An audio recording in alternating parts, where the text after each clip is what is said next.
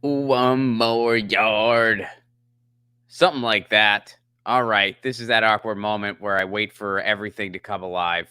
Let's see here. YouTube, you awake? YouTube slowly waking up. Twitter's always first.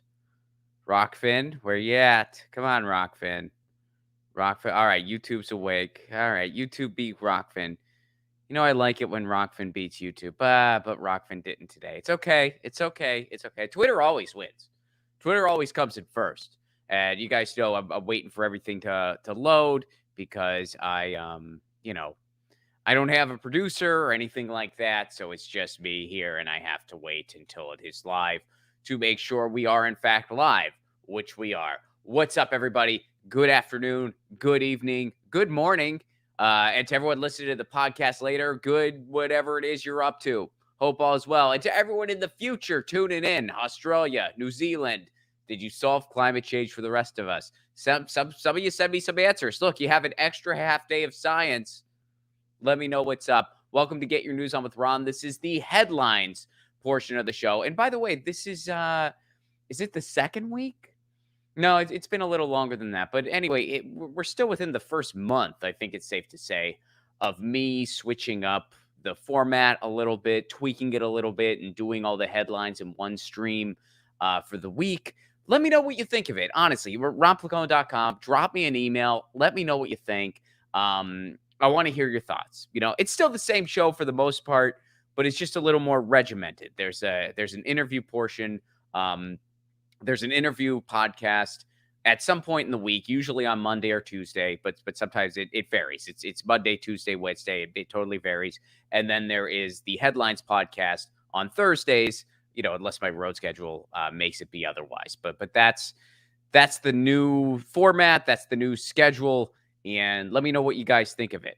So, and shout out to everyone who makes this show possible. Our friends over at Indie Left. Indie Left is a place to find content creators and streamers that you know and love. They update a list, they curate it, and they update it twice a day. To find out everything they got going on and to subscribe to their Discord, go to independentleft.media. That's independentleft.media. All right. So, one of the things that we're really talking about a lot today, the climate summit in Glasgow. Someone pointed out I say it wrong. I casually will say Glasgow. It's a bad habit. That's wrong. Some people pointed it out. Like it's Glasgow. I'm trying to get better. I think I'm still mispronounced, but whatever. I'm trying. So Glasgow, the climate summit, they have put forth their solutions. And I have some good news, folks. Environmentalists everywhere have referred to this climate summit as exceptionally weak. That's what they said, actually. Exceptionally weak. Gee, I wonder why. Could it be because, here's a headline from Democracy Now!, the greenwashing of COP26, which is a very tragic monogram, by the way. Is monogram the right phrase there? I'm not sure. I think that it spells out a word, but it stands for, anyway, COP26. Fossil fuel lobbyists make up the biggest delegation. It's a climate summit. Most of the people are fossil fuel lobbyists. And world leaders, which, by the way, all the world leaders all over the world, they gather for this climate summit, and they all fly there. Isn't that interesting? That's just welcome to the climate summit. We all just made it a little bit worse. Now, look, I'm not saying never fly. I understand the world we live in. Like I get it. I'm not saying, oh, you can never fly. But when your agenda is climate change, maybe virtual is just a little more appropriate in that context. You know what I mean? That'd be like, welcome to this summit. Welcome to the summit to save endangered marine life. Welcome to the summit to save the endangered marine life. But before we talk about how we're going to save the endangered marine life, enjoy tonight's dinner, sea turtle soup. Enjoy it. Enjoy sea turtle soup. Save the sea turtles. Literally, we mean the leftovers. Let's bag it up. It's some good stuff. We got to save, especially since some of the delicious ones, we already lost some of the delicious sea turtles. You know what I mean? Like maybe a different meal's more appropriate when that's what you're doing. And of course, the United States, we look great throughout all this. The United States looked amazing throughout the entire summit. Of course, we had Joe Biden. Joe Biden fell asleep. You guys probably saw that. Joe Biden literally fell asleep, which, is ironic because sometimes when I fall asleep, I dream about presidents who give a shit. I have that dream. Still haven't had one of those in my lifetime. Still haven't had one of those. I just imagine what it was like for everyone there who just sees Joe Biden fall asleep. Like I just imagine everyone, hey, the United States is asleep. Yeah, I know. They are so far behind on everything. It's embarrassing. No, no, no. Literally, he's asleep. Joe Biden's sleeping. What are we gonna do? I tweeted about this and I still get this, and I know I'm preaching to the choir here. You guys get this a lot as well. But sometimes when I tweet about how I don't like Joe Biden, sometimes there are people on Twitter, usually who don't know me already, who think it means I must like Trump. Because that's the United States, baby. You pick your Wall Street approved team, and those are the only two options. You can't possibly be against the whole thing. But sometimes I get people tweeting in support of Trump because they don't know me and they think, oh, he doesn't like Biden. He must like Trump. And whenever that happens to me, I feel like the Hound from Game of Thrones. I always just want to be like, fuck your king. No, I don't like that guy either. Which, it's ironic. I make a reference to the Hound from Game of Thrones, or maybe ironic's not the right word, but it's interesting because the actor who plays the Hound in real life, he is actually a big Green guy politically. I think he lives in Scotland, so he's not part of the American Green Party. He's part of the Green Party, or at least active with the Green Party where he lives, which I want to say is Scotland. Don't quote me on that, but yeah, politically, that guy's a lefty. The guy who played the Hound, and he's also the guy who was like, "Fuck your king." Someone tweeted at me when I tweeted about Joe Biden falling asleep, and they were like, yeah, at least Trump would have stayed awake. Yeah, and everyone there would have wished he wasn't. Everyone there would have wished, hey, we're here to talk about climate change. It's a hoax. Oh, geez. Who invited this guy? Who invited this guy? It's so interesting that there are still so many people in the United States who think that climate change is not a thing. They think climate change is not a thing, or it's not a threat. Uh, Especially since the United States is such a religious country. You know what I mean? I mean, isn't that an interesting paradox? Like we have people who believe in a talking burning bush, but they're not concerned about literal burning bushes. That's no big deal, but they think I got to tweet that. I like that. Remind me to tweet that very soon.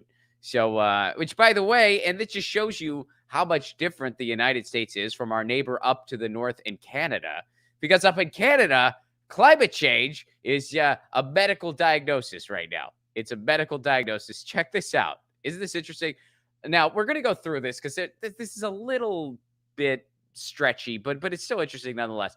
A frustrated doctor diagnoses a woman with climate change. This is the world's first. This happened up in Canada. So let's go into the details here. A Canadian woman has become the first patient in the world. This is from Euronews.com. A Canadian woman has become the first patient in the world to be diagnosed as suffering from, quote, climate change after she developed breathing difficulties following an historic heat wave. Working at the emergency department of the hospital in British Columbia, Dr. Kyle Merritt said his diagnosis of the woman, who was in her 70s, was his attempt to process what he was seeing. So this woman's having problems breathing, and she's having problems staying hydrated because there's unprecedented heat waves in Canada that she's not used to. And there's all these wildfires that she's also having to deal with. Now, this is a little important. If we're not looking, so here's a quote from the doctor here. So, despite the overwhelming statistics, this is thought to be the first time climate change has been given as a cause of suffering by a medical professional. If we're not looking at the underlying cause and we're just treating the symptoms, we're going to keep falling further and further behind. This is what the doctor said to a media outlet called Glacier Media, which I think he's absolutely right. Now, one thing they do point out there, to be totally fair, in this case, so this woman in question, the woman who is in her 70s, the woman has asthma, diabetes, and some heart failure, and lives in a trailer with no air conditioning. And all of her health problems have been worsened, and she's really struggling to stay hydrated. So she had issues ahead of time, and she does not live in the best of circumstances. She doesn't have air conditioning, so the heat waves probably hit her hard. Now, in fairness, again, climate change is still a big part of this because she probably didn't need air conditioning her entire life. People up in British Columbia, they don't need air conditioning. I used to live in Seattle, Washington. Nobody had air conditioning because you didn't need it. And I was there when we started getting all the heat waves. Now there is a heat wave up in the Pacific Northwest about once a year. And I remember that really started. I remember it was what year was it? I want to say it was '09. It was somewhere between 2007 and 2009. Um, I lived in Seattle and we had this heat wave and no one knew what to do. No, it was nuts. They never had anything like it. I remember Lucy was with me at the time, and I also lived with another cat because my ex-girlfriend, it was her cat. And the cats were panting, like they were like panting. So what I would do at the time, I was basically making my living as a freelance writer at the time. Not much has changed. And I worked from home. And it was so hot. What I would do is I would just fill the bathtub up with cold water and I would just sit in it with the cats. The cats sat in this cold water with me to keep them cool. And I would just have the laptop on this little TV tray. I mean, for someone who did it might have looked like I was about to kill myself or something because I'm literally in this bathtub with cats sitting in cold water, typing on a laptop. Like, they were like, "Is he gonna throw that laptop in there and end it all?" You know, like people do that with the toaster or whatever. But yeah, that was literally what I did.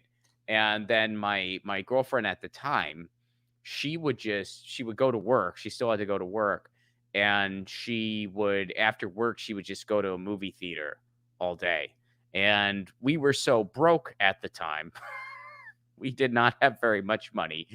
We were so broke at the time that we could not afford to have both of us go to the movie theater all day. We couldn't afford that.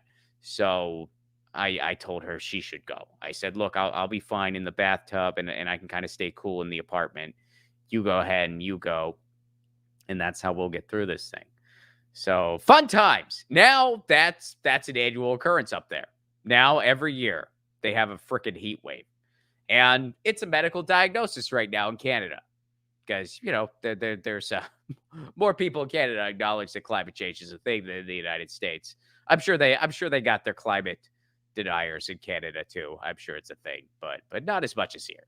Not as much as here. So there's your climate news. COP26 happened. Greta Thunberg said it was greenwashing. She referred to it as greenwashing, and environmentalists everywhere have panned it as exceptionally weak. Boom. So, got a little bit of net neutrality news, just kind of a brief update and a quick call to action for you. You guys know that digital rights is a huge part of this show. So Joe Biden, as we've already mentioned, Joe Biden has appointed Gigi Sohn to the FCC. He has also moved to make Jessica Rosenworcel chair of the FCC or head of the FCC. This is good. Gigi Sohn, pro net neutrality. Jessica Rosenworcel, pro net neutrality, has been a good member of the FCC. Will make a decent head. And for those of you who don't know, a lot of you who listen to the show regularly already do. The FCC has been in a 2-2 gridlock since Joe Biden has taken office, meaning there's 2 pro net neutrality FCC members, 2 anti net neutrality FCC members, and they're basically going to be split on everything. So the FCC has essentially done nothing. Joe Biden has waited historically long to appoint another member to the FCC. Why? Well, gee, Joe Biden was forced to promise to appoint a pro net neutrality member of the FCC. Joe Biden also started his campaign with a bunch of Comcast executives. So maybe he's hoping to drag his feet on this one, just a hunch. But regardless, he finally did it. That's good. Gigi Sohn, we want that confirmed. We want Jessica Rosenworcel as heard confirmed. We want both of those things confirmed. Here's the kicker. Senate has to approve these confirmations before the end of the year. Why before the end of the year? Why is that so pertinent? Well, first of all, we got to act on this. But second of all, Jessica Rosenworcel's, her name is hard to say, by the way. I know I'm probably mispronouncing it. Rosenworcel. Say that 10 times fast. but her term has expired. So come January, if these appointments aren't confirmed by the Senate, her term will have expired and she will have to leave the FCC, putting them back in a 2-2 gridlock. So we need Senate to act this year. And here's the call to action where you can contact your senators. Go to battleforthenet.com. Let's go to battleforthenet.com. This is affiliated with Fight for the Future, but just go straight there, battleforthenet.com, and you can fill in the petition. You can fill in your name, your email, and then they'll automatically, you put in your zip code, and they automatically send the email directly to your senators to demand that they act to approve Joe Biden's FCC appointments. This is important. This is a win. We want this to happen. So go to battleforthenet.com and please do sign on. Please do consider it because we need this action to happen before the end of the year. And digital rights organizations everywhere are sounding the alarm as they need to. So that is the call to action portion of today's headlines. Now, we're going to go to some union news here, and there should be a lot more union news soon on the bubble, so to speak. Some of you may have seen me yesterday. I was on Status Quo with Jordan Cheriton, and Jordan told me that allegedly they're going to have to redo that Amazon union vote in Bessemer, Alabama. Now, if you guys are regulars on this show, you know that we covered that union vote extensively. What was happening was a Amazon warehouse in Bessemer, Alabama, was voting to unionize. Amazon pulled out every dirty trick in the book. They put the ballot box in an area where the union, the National Labor Relations Board said you can't put it there. Amazon put it there anyway. They were the only people who had access to it. All of their no votes randomly showed up on like one of 2 days, or at least 90% of them. It was pretty shady. They antagonized and intimidated pro-union workers. They made it so the pro-union workers couldn't distribute their literature anywhere because they couldn't distribute it on site. One of the places they could distribute it was at a stoplight going into the distribution center. You know, it's a big center. So when workers would be at the stoplight waiting to turn into the center, that's where pro-union workers could approach their colleagues with some literature. So Amazon had the stoplights taken out so that they couldn't do that. Amazon literally did that. Amazon did all that. Imagine all the money Amazon spent doing all this. They probably spent more money trying to crush the union than they would spend just treating their employees right and letting them unionize and giving them better benefits, better time off, better wages. It's so ridiculous. But anyway, Jordan was telling me that it looks like they're going to have to redo that. The labor board did rule that they should have to redo the entire process because of how corrupt Amazon was. And it looks like the wheels are turning for them to actually redo it. There's also the John Deere strikes are continuing. And there's also, I mean, there's I believe Kaiser. So there's a lot of striking happening. A lot of union action is happening. So we should have a lot more details next week. Here's what I want to highlight this week. What's going on over at Starbucks in Buffalo. So check it out. Ballots have been mailed out as workers at 3 Buffalo area Starbucks attempt to start union. So Starbucks has rallied against this. So this started in late August. This is from the article here from WGRZ out in Buffalo. Since late August, members of the Starbucks Workers United have been working diligently to unionize 3 stores in the Buffalo area. And for anyone particular to Buffalo, they're talking about the Elmwood Avenue, Camp Road, and Genesee Street locations. So on this past Wednesday, their efforts inched closer to that goal. Michelle Easton has been a barista at the Elmwood Avenue Starbucks for 11 years and said today was another victory in a line of smaller victories leading up to what is going to be the biggest, which is actually voting for a union. So the ballots have been marked out. People have until December 8th, I believe. Let me check on that date here. Let me just scroll down here. Yes, the deadline for partners who are eligible to vote is December 8th. So the ballots are due on December 8th, and the tallying will start on December 9th. Now, Starbucks has acted to try to stop that. Starbucks rallied the labor board, and they said, oh, yeah, let's stall this. Let's wait on this. And Starbucks failed in that attempt. The ballots are being mailed out. They're going to get to vote on unionizing. The Starbucks workers are going to get to vote on unionizing. So that is that's good. That is good. Starbucks tried to fight it, and Starbucks lost, and the workers are winning. So still got a long way to go. Still got to see how the workers are going to vote. Try to see how the workers are going to vote, but hopefully they vote to unionize. It's not that simple here because again, we're going up against, and when I say we, I just mean we, all of us. We're going up against 50 years of anti-union propaganda, and it's not just 50 years of anti-union propaganda. It's 50 years of the defanging of unions so that, there's some unions out there that aren't all that great. There's still a lot of great unions in the United States, don't get me wrong. But some of them are very much just they're defanged to the point where they're not all that effective for workers, and they're not looking out for workers first. They're looking out for the company first because they got puppet heads appointed at the top. It does happen. So when you combat that, and you confront it, you gotta treat it as real. I mean, hey, I know someone in my personal life. They told me, look, my only experience with a union in this country is I was told by my union rep they weren't giving us a 401k, or excuse me, they weren't giving us health care. And I was told we had to choose between a 401k or health care. We weren't getting both. We had to choose between a 401k or health care. That's absolutely ridiculous. Right? I mean, obviously, it's ridiculous that employers have anything to do with healthcare in the first place, but that's a different story. This is, the situation we're in. That shouldn't happen.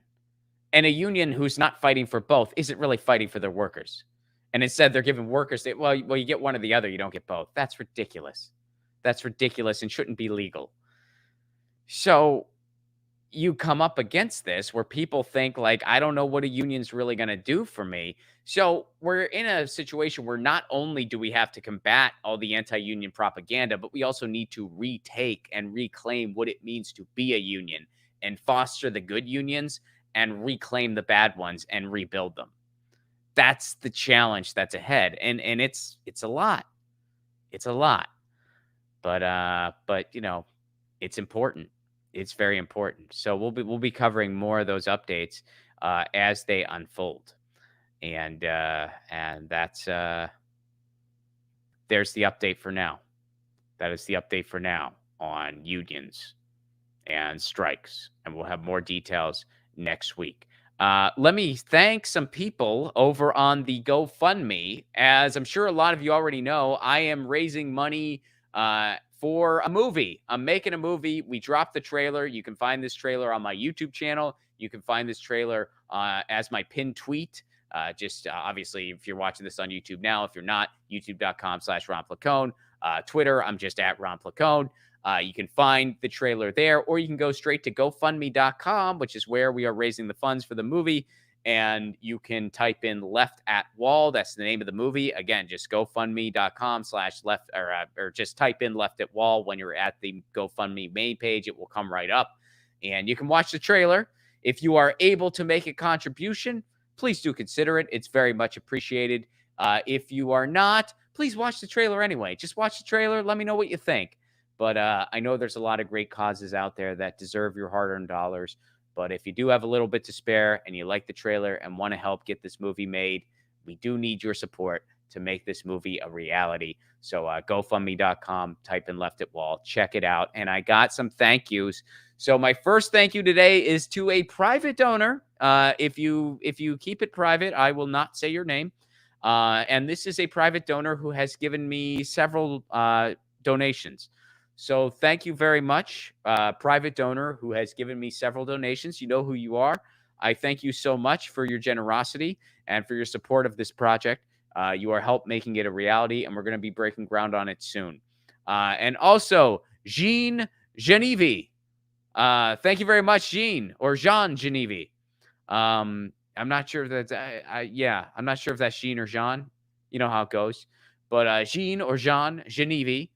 Thank you so much. Thank you so much for your very generous contribution.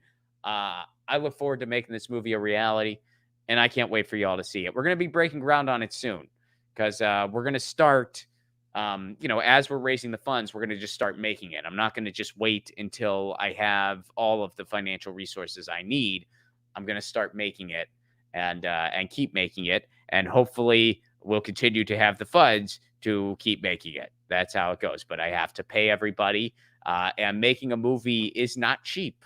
It is not cheap. It is very labor intensive, and everybody needs to be compensated for their work. So there you go. So yeah, GoFundMe.com, type in Left It Wall. And I'll be doing something a little more extensive on the movie, maybe at a later date. And also a couple other announcements. First of all, Los Angeles. Did I add a T there? I think I did. I think I need a glass of water or something. I just said Los Angeles. That's a new city in California that I'm the mayor of. Los Angeles. It's right on the edge. Seriously, it's actually right. It's in my neighborhood, in San Pedro, but we actually officially seceded from Los Angeles, and we're our own city. We're called Los Angeles, and we're called Los Angeles because we're literally on the edge. It's just a little plot of land that I have. I'm the mayor. My wife is the assistant mayor, and Lucy is the treasurer. And we are, you guys should come. I mean, rent's cheap, really. It's good. So come hang out. No, Los Angeles. Graham Elwood and I have a show on November 27th. November 27th. That's right after the Thanksgiving holiday. We're doing a show in Los Angeles. It will be our last joint co-headlining show together for a while. Now, I'm going to have some 2022 tour dates to be announced pretty soon. But Graham and I, we're probably going to be doing some international stuff. But this is going to be our last domestic show together as a co-headlining tour for a little while. We're going to be doing more international stuff. So if you're in Los Angeles or near Los Angeles or want an excuse to go to Los Angeles for a weekend and you want to see Graham and I do our thing, we'll probably do a live You Should Know This. It's a lot of fun. Get your tickets now. Don't wait. RonPlacone.com. It's at this new venue in town called Mrs. Robinson's Irish Pub in Toluca Lake. It's a cool venue. I did a set there the other week. Check it out. RonPlacone.com. Grab your tickets. Do not wait. Also, last announcement. I'm excited. Monday's show, I'm going to be talking to Russ Rankin. Russ Rankin is the singer for the punk band Good Riddance, and he also does some solo stuff.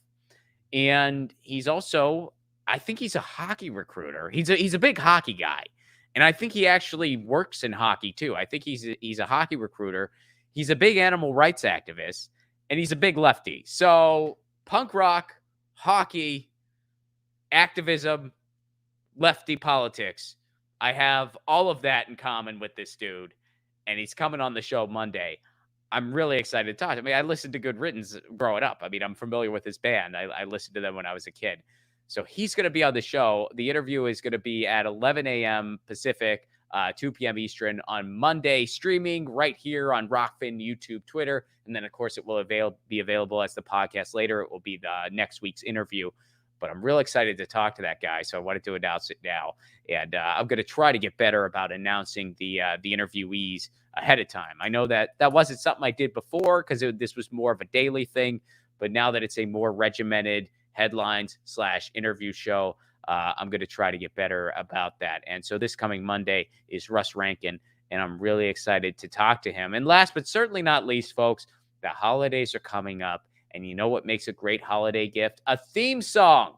Don't you want a theme song for you or your loved one? Well, you can get one at patreon.com/RonPlacone. Sign up for my Patreon. It's a give what you can level.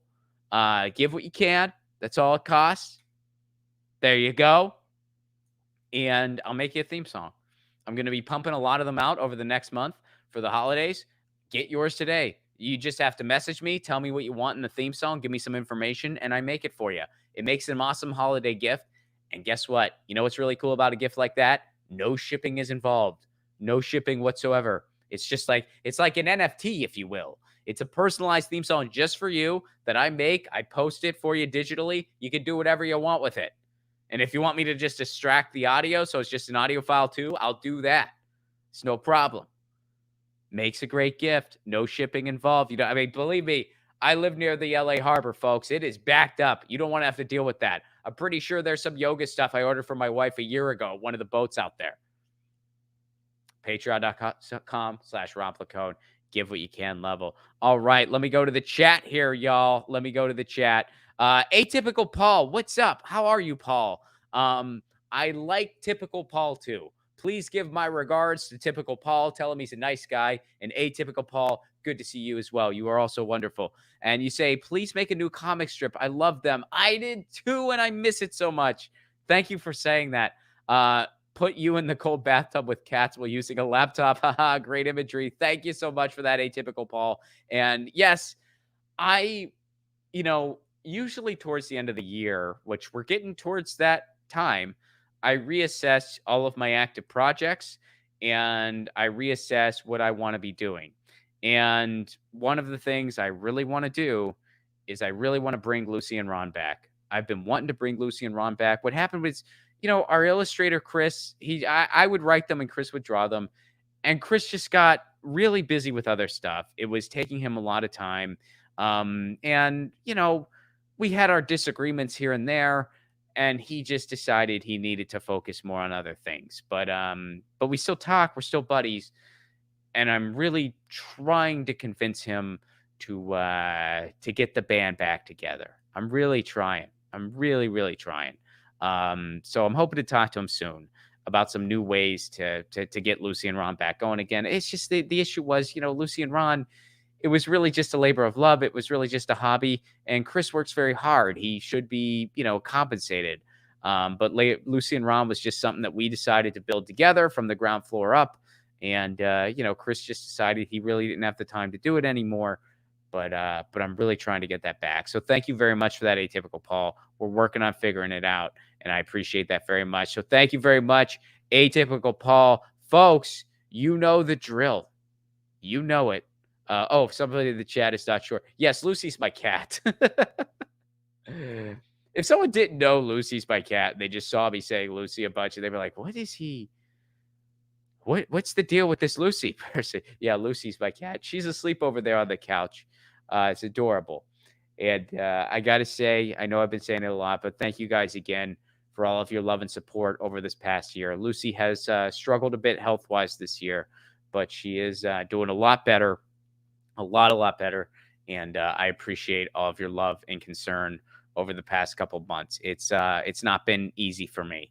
It really hasn't. I've had there's been some other health issues in my family as well. I don't want to go into it, but it's been a shit year in so many ways. So I really appreciate all of the support that you all have given me. I really do. Thank you so much for that. Thank you so much. Again, thank you, atypical Paul, for the kind words. And thank you to all of you out there. And thank you for all of your support. I could not do any of this without you. Grab your tickets for November 27th. Get yourself a theme song at patreon.com/Rob Placone. And in the meantime, you know the drill. Lucy says meow, and I say peace, love, and a general strike. Unionize now, Starbucks. Unionize now. Whoever else needs a union. And let's take it all back. Peace.